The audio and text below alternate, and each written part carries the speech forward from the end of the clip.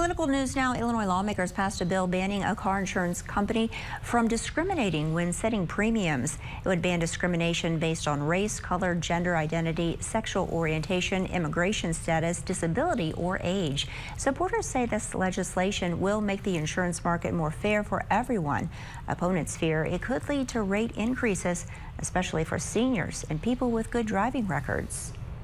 Illinois has a rich, decades-long history of allowing insurance companies open and competitive marketplaces, and that is working tremendously well right now. We know that there is discrimination, particularly in certain zip codes.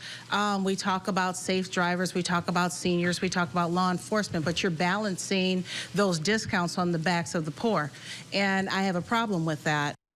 Now, the bill's sponsor says he's meeting with the Secretary of State and insurance representatives to craft an amendment with compromise language.